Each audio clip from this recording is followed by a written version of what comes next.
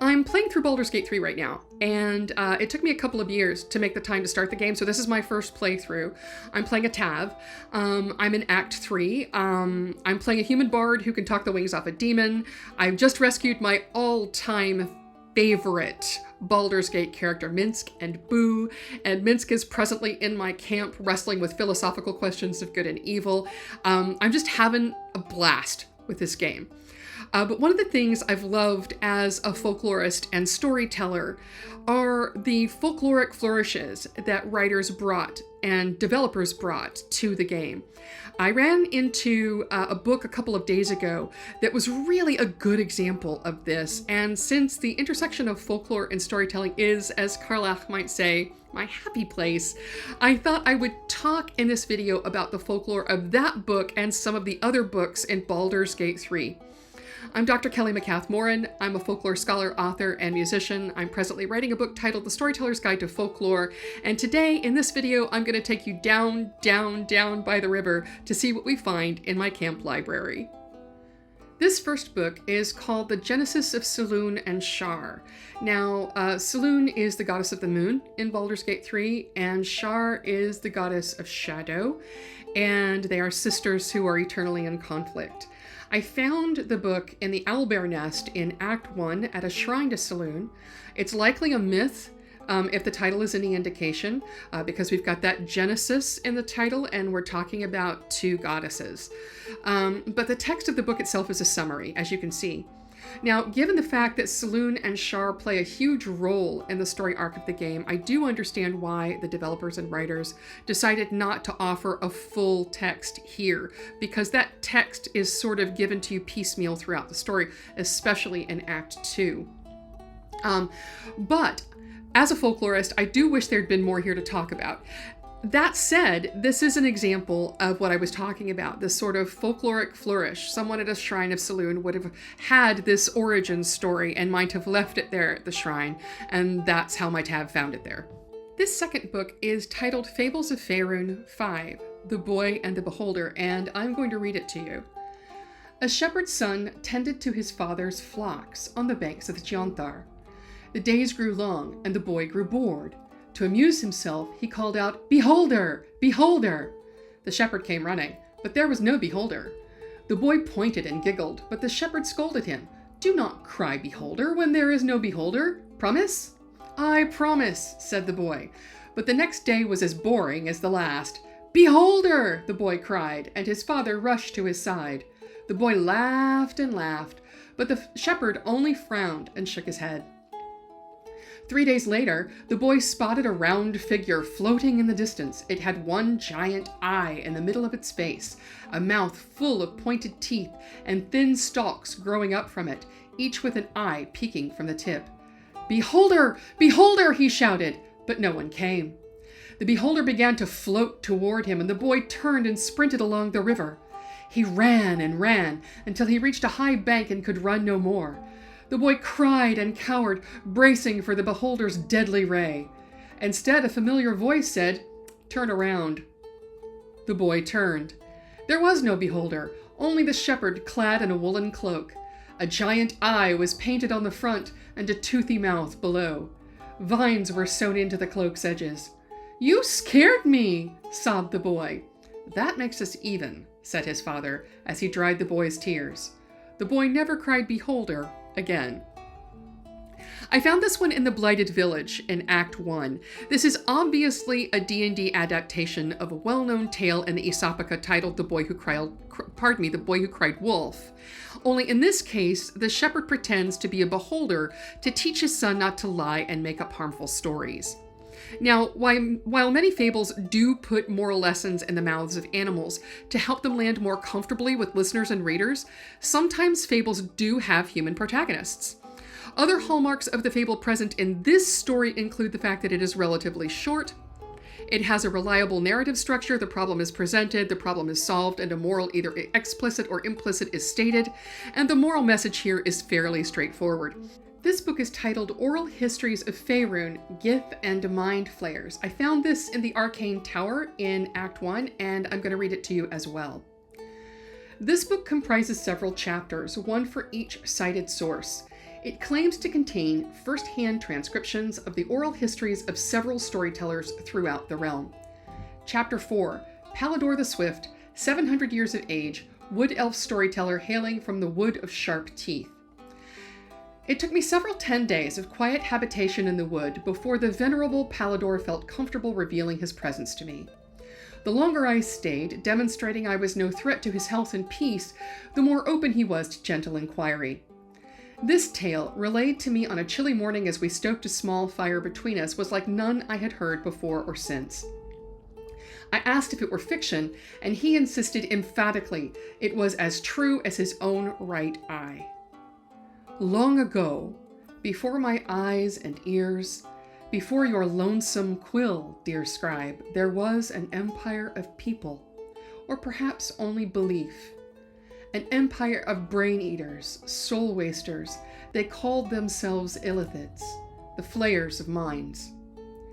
The children of Gith were bowed, bent in service to the flayers, a passionate people made to serve a cold belief.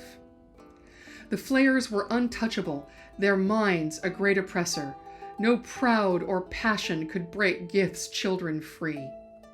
Until at last a reckoning, its source unknown, its power unproven, but its events history-making. The cowed would not be cracked. Gith's children fought back, valiantly, their freedom theirs, the flayers bent and broken till today. This is an ethnographic account, and this is the same sort of ethnography that I might do out in the field, which is why I loved it so much. It's an ethnographic account of orally transmitted tales. In the Baldur's Gate story world, the collector, who is not named, has gone into one or more communities and written down the stories they either heard or asked for there. But what's really important to remember here, and what I loved about this, is that the story likely traveled from the astral plane, which is the home of the Gith, to the Wood of Sharp Teeth and Baldur the Swift. That was a big journey, even for a magical world. It will certainly have changed along the way, because that's what happens with orally transmitted narratives. They change along the way to suit their audiences, and because memory is not reliable. So we should not take Baldur the Swift's telling as the definitive one simply because it was written down. So this may not have been something that the developers were consciously thinking of when they wrote this tale, but this is how oral transmission works, and this is how it changes from place to place when it travels. So I thought I would include it as an element of folklore in Baldur's Gate 3. This next book is titled Mistress of the Night and Friends. I found it in the Riverside Tea House in Act 1, and again, I'm going to read it to you.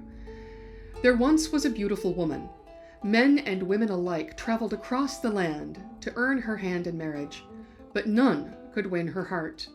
Her mother despaired, for she wished for her daughter to find love and happiness. And then her mother died. The woman cried and cried. Her suitors stopped calling.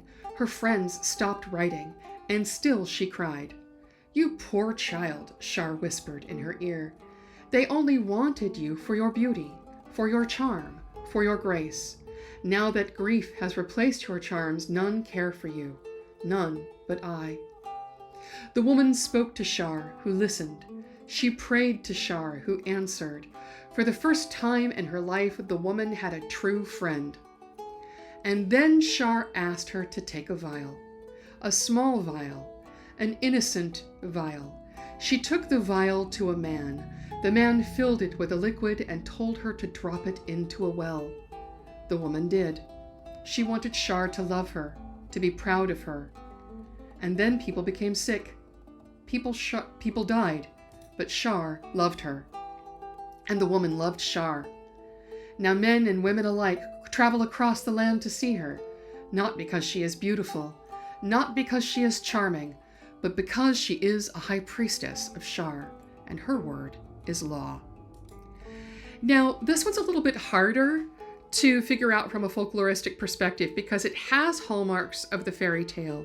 It has a slight moral message because fairy tales can have that sort of morality message. It's never as blatant as it is in a fable. It's often sublimated because fairy tales tend to follow the morality of the culture in which they're told, which is why we see so many fairy tale subversions right now happening. I leaned, however, on this being a heroic myth. And the reason why I leaned on it being a heroic myth is because the primary character is a beautiful woman who becomes a high priestess of Shar after the goddess herself takes an active interest in the woman's life. And the story has at least 3 folkloristic hallmarks of myth. It's otherworldly and contains extraordinary characters. That can also be true of fairy tales.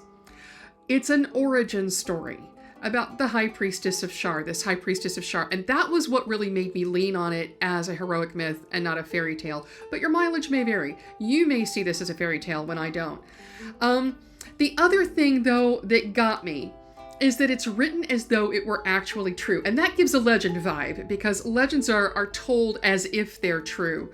But the story's focus on garnering the favor of the goddess by doing what pleases her strikes me as more a religious teaching than it does an informal tale about a local folk hero.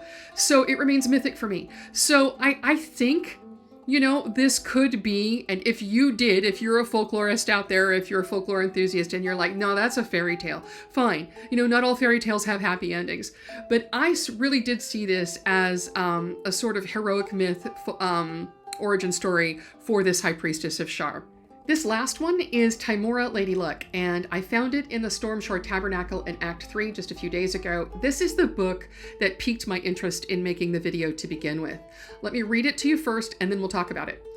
It's a list of oaths and sayings that ought to incur Tymora's blessing, granting the speaker good luck. 1. By Lady Luck's smile.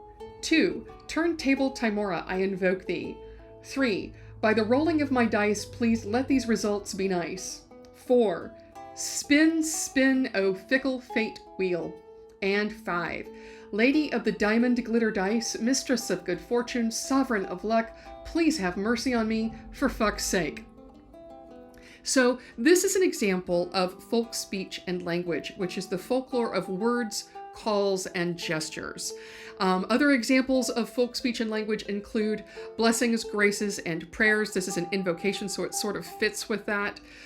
Toasts and boasts, calls to animals, chants and rhymes, colloquial language, gestures and hand signals, jokes, insults, retorts, taunts, riddles, word games, nicknames, oaths and promises, anything that's short and folkloric and regional and contextual. Curse words, like the word fuck used in this, that's folk speech and language right there. When folklorists analyze language and verbal lore, we look at both the text and context together, and 3 of these expressions actually sound as if they're meant to be used while gambling, the second, third, and fourth one. The other 2 are more general, and the last one sounds like it might be used in a time of trouble. Anyway, this is an example of folk speech and language, and that's our last book. Okay, so why is all of this important to storytelling?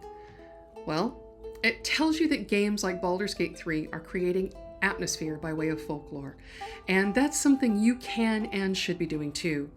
Myths, both divine and heroic, ethnographic accounts, folk speech and language, and other kinds of folklore add depth and richness to your story worlds, and when you know how the folklore of these various genres operates, you can add that depth and richness with more confidence. That's all for now. I'm off to go butt-kicking for goodness with Minsk and Boo, and I'll talk to you next month.